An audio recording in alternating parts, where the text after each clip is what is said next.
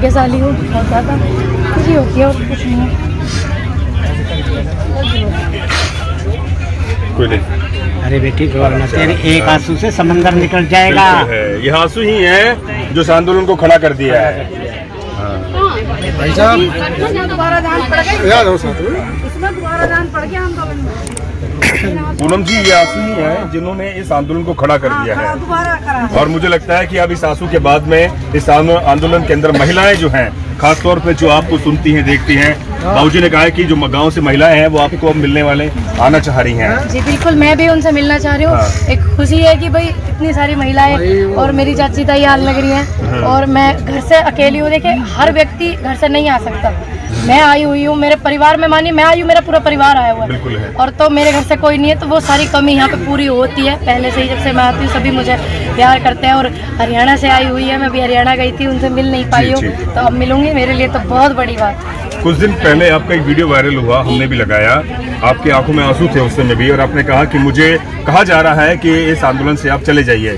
कौन लोग थे जिन्होंने आपसे ऐसा कहा? यूँ तो हमें ही नहीं पता चल पा रहा, तो आपको क्या बताऊं मैं। और आज हम जिस जगह खड़े हैं, बिल्कुल कॉन्फिडेंस फूले माता जी जो है, जो इस स्कूल को लड़की चला रही है, निर्देश जी हैं, उनको भी इस चीज का सामना करना पड़ रहा है, इसीलिए आज हम यहाँ पे आए हुए हैं। तो ये तो पहले से ही ऐसी बात है, जो नारी जब कभी उठती है, कोई लड़की उठती है, कोई छोटे परिवार की हो, गरीब परिवार की हो, किसान की हो, दलित की बेटी हो, किसी छोटी जात की हो, लेकिन नारी हो, जब उठे भैया ऐसे ऐसे सामने करने पड़े। और आगे जो मैं यही कहना चाहूंगी, आप चुनौतियों का सामना करें, आप वो काम ना करें जो लोग वो चाहते हैं। अब वो लोग चाहते थे स्कूल यहाँ ना रहे, लेकिन मैंने अपनी बहन को सुबह बताया, मैंने कि वो यही चाहते हैं। आपको ऐसा नहीं करना कि आप स्कूल यहाँ से हटा दो, आपको यहीं रहना। और मैं आ रही हूँ आपके पास आपसे मिलने, मेरा पूरा समर्थन आपको है, मेरी बहन को है पूरा समर्थन, तो इसीलिए आए हुए। तो नारी को तो दबाने की कोशिश, लेकिन नारी कमजोर नहीं है, इस बात का ध्यान रखें। जब नारी एक बच्चे को जन्म देती है तो शरीर की सारी हड्डियां टूट जाती है, इतनी पीड़ा होती है। तो यह बात है, वो लोग ध्यान में रखें कि नारी कमजोर नहीं है। तुम्हारी एक हड्डी टूट जाएगी ना, आदमी है वो, औरत नहीं है जिन्होंने रोका है। ठीक है, मैं आंदोलन का रुख नहीं बदलना चाहती, तो बस इतना ही काफी है। और आदमी की एक हड्डी टूट जा, दांत बाहर निकल के आ जाए, और नारी तो हमेशा से ही बहुत मेहनत करती है। पीड़ा में, जन्म से पीड़ा में, बिल्कुल है। ठीक है, 14-15 साल की हो तब पीड़ा में, 20 साल की हो, शादी हो जाए तब पीड़ा में, बच्चे हो जाए तब पीड़ा में रही है। तो पीड़ा सहन करना नारी को लिखत में दिया गया परमात्मा ने, किसी की औकात नहीं कि वो नारी को दबा दे।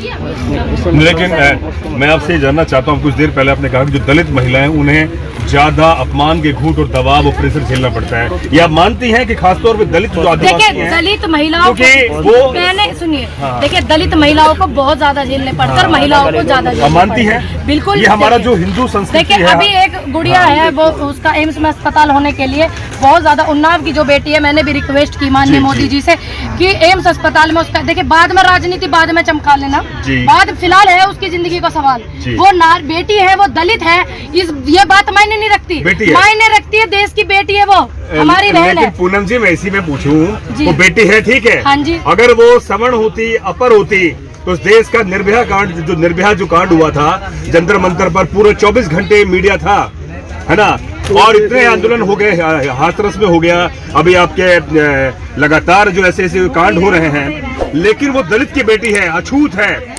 भैया इनकी सोच है अछूत। हाँ। ये व्यक्ति है अछूत। हाँ। जो ऐसी बात करते हैं, और पर वो तो शुक्र है परमात्मा ने यहाँ लिख के नहीं लिखा, ठीक, तो तब ये इतनी भेदभाव न रखते हैं। तो मैं तो अनुरोध करूंगी सरकार के जितने नुमाइंदे, माननीय मोदी जी से अनुरोध है, योगी जी से अनुरोध है कि आप ये राजनीति बाद में करना, असल बात जो है फिलहाल उसकी जिंदगी का सवाल है, आप उसको अच्छे से ट्रीटमेंट करवाएं, यहाँ करवाएं, एम्स में करवाएं, किसी और अस्पताल में उसके परिवार चाह रहे हैं, उसके समाज चाह रहा है, उसके लिए देश चाह रहा है, वहाँ ट्रीटमेंट करवाओ। फिलहाल उसकी, देखिए मैं आपको थमने एक बात बताऊंगी, कड़वी तो लगेगी, वो ठीक हो जाएगी तो बहुत सी बातें खुल जाएंगी, ठीक है, तो उसका ठीक होना बहुत ज्यादा जरूरी है मेरी बहन का। तो मेरा अनुरोध है कि उसको ज्यादा से ज्यादा अच्छा से अच्छा ट्रीटमेंट करवाएं, ठीक करवाएं। आप इस समय जो जिस तंबू में है, वो माता सावित्रीबाई फूले का तंबू है, जिन्होंने 150-200 साल पहले स्कूल चलाया। उनके जो ज्योतिराव फूले साहब ने, उनकी पत्नी वो रही।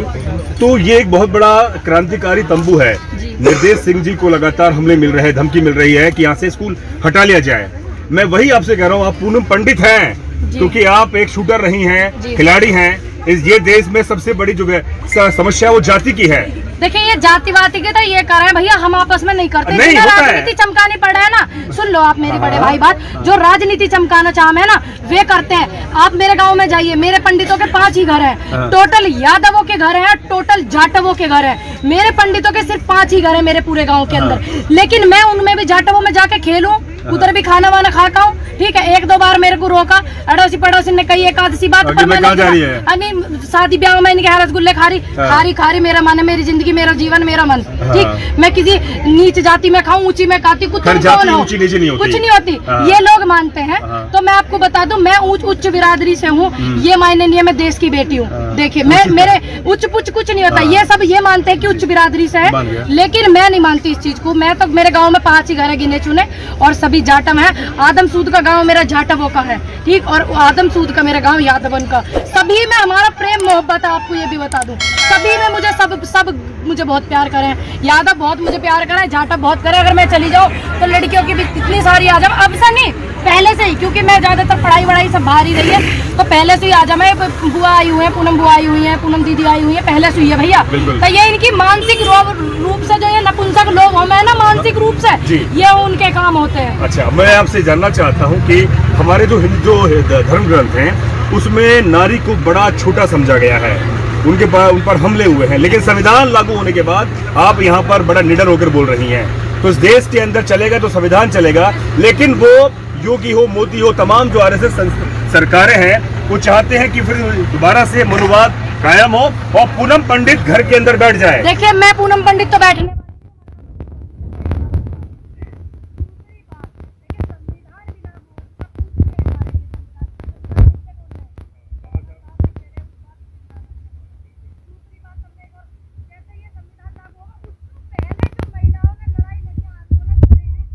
झांसी की रानी पद्मावती जी ने, और बहुत सी हैं जिनके मुझे क्या आपको भी नाम याद नहीं होंगे, लाखों करोड़ों महिलाएं रही हैं, उन्होंने इतने सहयोग करा। वे बावली पागल ही वे, बताओ तुम, हमारी माताएं हमारे घर में बहनें हैं, कितनी आपके भी घर में होंगी। तो आप उनकी शहादत को ठेस पहुंचाना चाहते हैं? ऐसे ऐसे व्यक्ति जिन्होंने इतनी शहादत दी, इतना आंदोलन करो देश में, मानसिक रूप से नपुंसक हो गए ये लोग। तो आप मानती हैं कि जो हमारे धर्म ग्रंथ हैं उसके अंदर महिलाओं को जिस तरह से छोटा, देखिए मैंने सुन लीजिए मेरी भाई, मैंने धर्म ग्रंथ नहीं पढ़े हैं, नहीं, मैंने सुने तो होंगे, नहीं सुन लीजिए, मैं पढ़ा तो मैंने सिर्फ अब आपके मुंह से सुना है, लेकिन मैं आपकी सुनी बात पे विश्वास मनुवाद जो मनुस्मृति में साफ तौर पे लिखा हुआ है कि मैं आपने सुनिए, आपने मुझे बताया, मैंने आपके मुंह से सुना, लेकिन मैं विश्वास नहीं करूंगी जैसे देश की जनता ने करा। माननीय मोदी जी ने कहीं नौकरी मिलेंगी, ये मिलेंगी, हमने सुन लीजिए, आपने जो मुझे, मेरा सवाल पूरा होने दीजिए, आपका जवाब लीजिए पहले पूरा।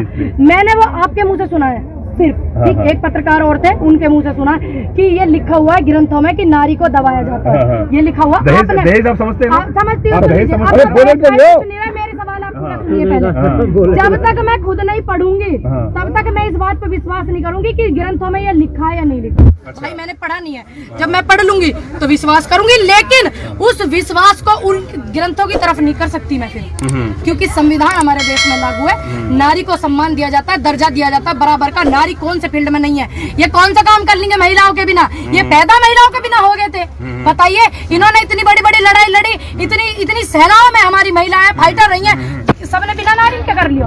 उनकी वजह से उन्होंने अपना इस्तीफा देना पड़ा। आप सोचिए कि इतनी बड़ी वो बात कह रहे थे उस समय। देखिए उस समय इतनी बड़ी बात कह रहे थे, उन्होंने इस्तीफा किस लिए दिया? नारी के सम्मान के लिए। चलिए आप पढ़ा, कितने सुन लीजिए, ये जो चीज पढ़ी थी मैं उसको बोलूंगी, और मैं झूठ मैंने ये नहीं कहूंगी कि मुझे वेदों का ज्ञान है, झूठ नहीं बोलने की, सच बोलूंगी। मैंने नहीं पढ़ा तो नहीं पढ़ा, अब इस बात में तब मुकदमा लिखते हो लिख लो। नहीं, चलिए बहुत बहुत शुक्रिया। पूनम पंडित बहुत कॉन्फिडेंट है और मुझे लगता है कि आने वाले समय में इस देश के अंदर एक मुखर आवाज बनेगी।